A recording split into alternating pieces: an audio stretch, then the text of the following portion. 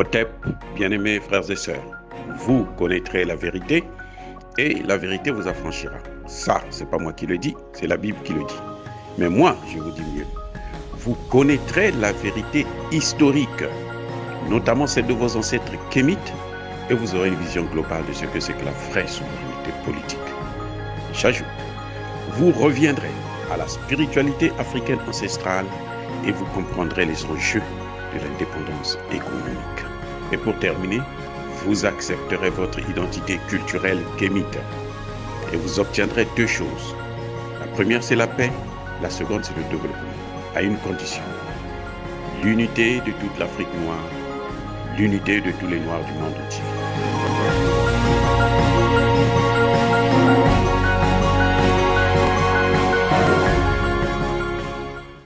Otep à tous, bienvenue sur la chaîne des panafricanistes par essence, par conviction et par excellence.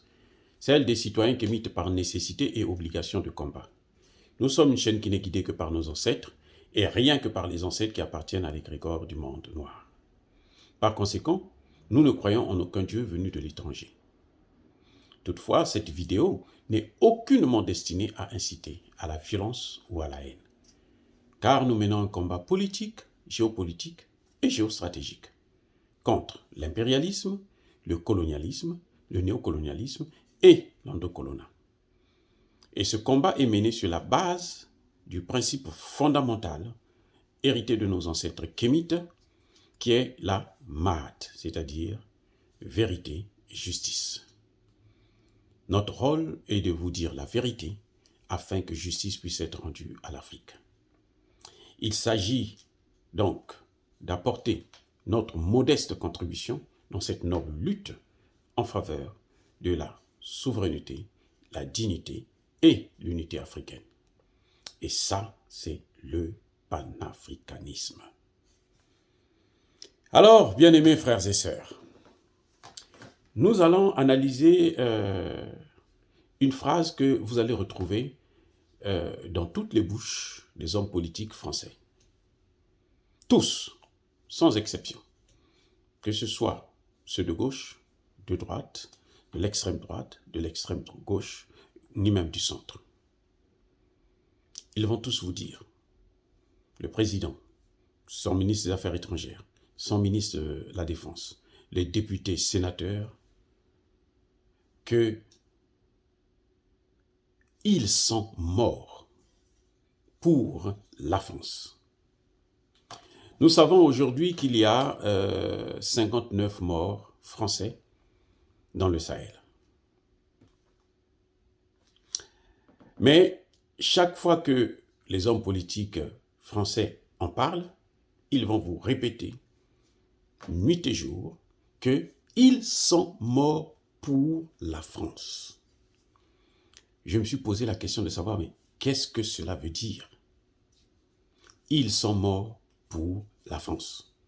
Ils ne sont pas morts pour le Mali, ils ne sont pas morts pour le Burkina Faso, ils ne sont pas morts pour le Niger, ils ne sont pas morts pour la Mauritanie, ils ne sont pas morts pour le Tchad. Ils sont morts pour la France. Le gros lot de ces morts, paix à leur âme, bien entendu, c'est au Mali. 53 ou 54 morts. Et ces 54 morts-là sont morts pour la France. Et pourtant, les Français vont vous dire que les troupes françaises sont venues en France pour lutter contre le terrorisme, pour aider le Mali, pour aider le Burkina Faso, bref, pour aider les pays du Sahel à lutter contre le terrorisme. Mais ils sont morts pour la France. Ils ne sont pas morts pour lutter contre le terrorisme. En tout cas, s'ils sont morts pour lutter contre le terrorisme, mais ils sont morts pour la France. Il y a une petite contradiction.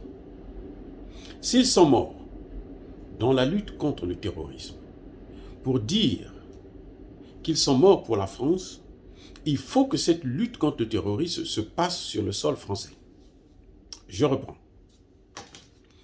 Quand les autorités françaises, c'est leur langue, hein, c'est pas le Kikongo ou le Lingala, que je maîtrise bien, mais c'est le français. J'aimerais bien comprendre qu'est-ce qu'ils veulent nous dire par là. Ils sont morts pour la France. Quand il quitte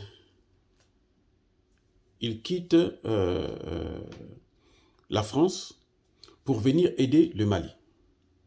Le Mali est attaqué par des terroristes, par des rebelles, qu'ils ont eux-mêmes formés et qu'ils ont pris pour certains en Libye, parce que ce sont eux aussi qui ont détruit la Libye, et ce sont les conséquences de la destruction de la Libye qui ont entraîné cette déstabilisation du Sahel. Et ils sont venus pour corriger leur faute en quelque sorte. Ils sont venus pour essayer ou tenter d'effacer leurs crimes en Libye. Puisqu'il y a des conséquences collatérales qui sont donc la déstabilisation du Sahel. Donc ils viennent pour corriger ça. Mais dans ce cas, on ne peut pas dire qu'ils sont morts pour la France. Je suis désolé. Ils sont morts dans la lutte contre le terrorisme. Ils sont morts pour le Mali. Ils sont morts pour le Burkina Faso et autres. Mais ils ne le disent pas. Ils disent qu'ils sont morts pour la France.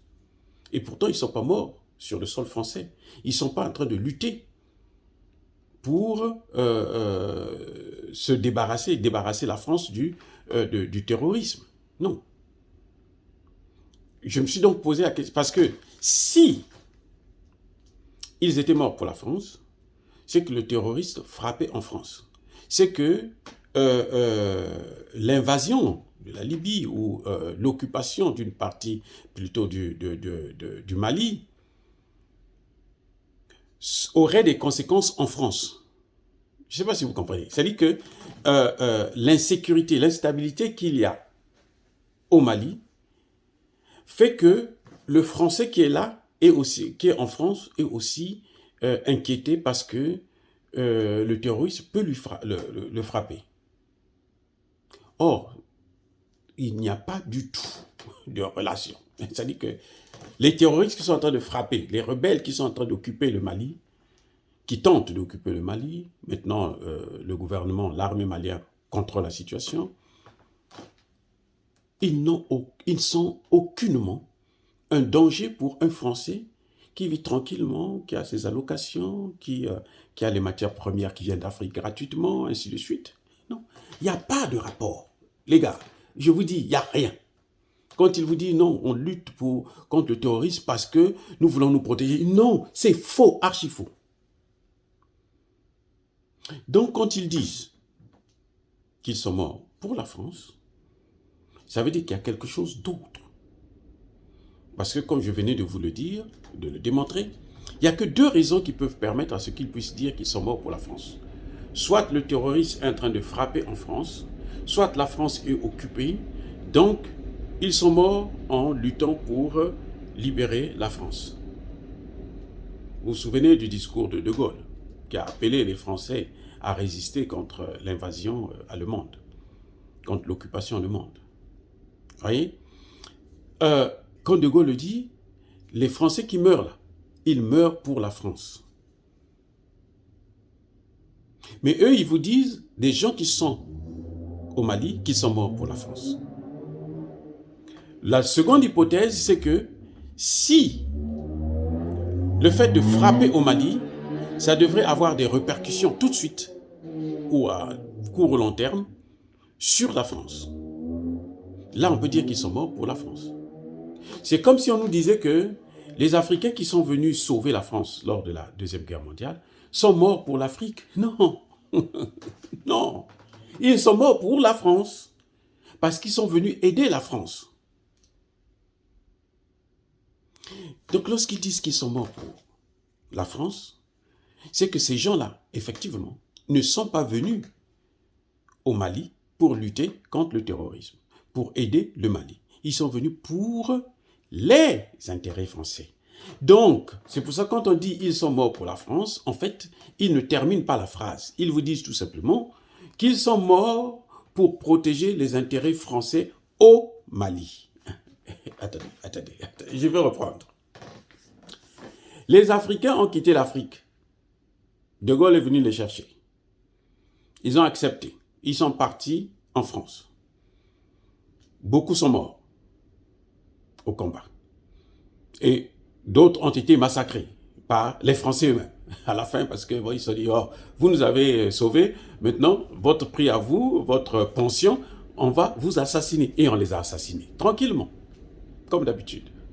Et c'est ce qu'ils continuent à faire jusqu'à aujourd'hui. Mais ceux qui sont morts au combat, les Africains n'ont jamais dit qu'ils sont morts pour l'Afrique, non. Ils sont morts pour la France. Donc les Français qui viennent au Mali, s'ils étaient venus pour aider le Mali, ils devraient mourir pour le Mali. Et là, le Mali est redevable à vie. Mais eux, ils sont morts pour la France. Ce qui revient à dire qu'ils sont morts pour les intérêts français au Mali. C'est pour ça que lorsque des gens disent que certains parmi eux ne sont pas morts au combat, mais ils sont purement et simplement assassinés par les autorités françaises pour justifier la présence du terrorisme et donc le maintien de leurs troupes sur le sol malien. Je ne sais pas si vous avez compris maintenant. En fait, quand les Français, je dis bien toute la classe politique, y compris Jean-Luc Mélenchon, l'autre dingue qui est en train de raconter sa vie ici et là, ils sont morts pour la France. Ça veut dire qu'ils sont morts pour les intérêts français. En Afrique, ils ne sont pas morts pour sauver le Mali, pour aider le Mali, pour lutter contre le terrorisme au Mali. Bien-aimés frères et sœurs, dire cela, c'est inciter à la haine ou à la violence. Non, nous sommes une force tranquille. Ya Bacolère veille, ya Malembe, j'ai dit.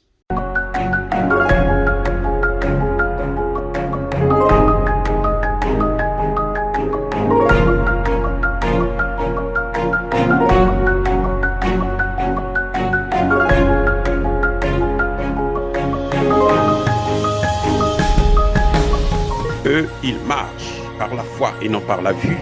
Mais moi, je vous conseille vivement de marcher par la connaissance scientifique et historique, notamment celle de nos ancêtres kémites, par les 5 sens et par l'intelligence. Otep, vive l'Afrique éternelle et que Dieu vous bénisse. Abou Apia.